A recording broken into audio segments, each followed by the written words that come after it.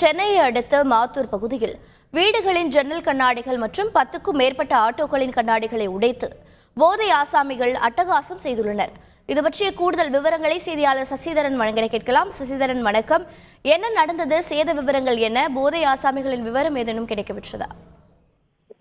சென்னை மாத்தூர் பகுதியில் இரவு நேரங்களில் வீடுகளின் கண்ணாடிகளையும் சாலையில் நிறுத்தி வைக்கப்பட்டிருந்த ஆட்டோவின் கண்ணாடிகள் உடைக்கப்பட்டுள்ள சம்பவம் பரபரப்பை ஏற்படுத்தியிருக்கிறது.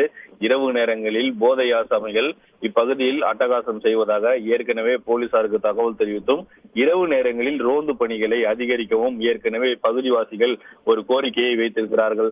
இருந்த போதிலும் நேற்று இரவு இந்த கோரிக்கை கண்டு போலீசார் எந்த ஒரு நடவடிக்கை எடுக்காமல் இருந்த காரணத்தினால் தற்போது 5க்கும் மேற்பட்ட வீடுகளின் ஜன்னல் கண்ணாடிகளை உடைத்திருக்கிறார்கள்.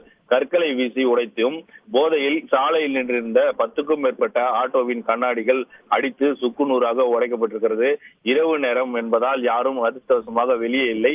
இதனால் யாருக்கும் எவ்வித காயமும் ஏற்படவில்லை எனவும் பொதுமக்கள் தெரிவிக்கின்றனர்.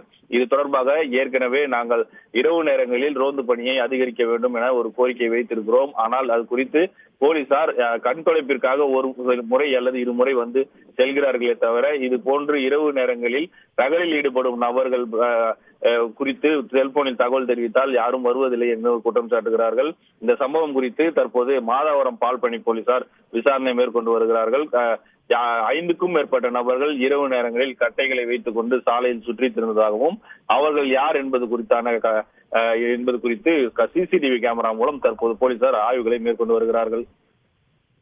விவரங்களை வழங்கியதற்கு நன்றி சசிதரன். செய்திகளை உடனுக்குடன் தெரிந்து கொள்ள உடனே சப்ஸ்கிரைப் பண்ணுங்க.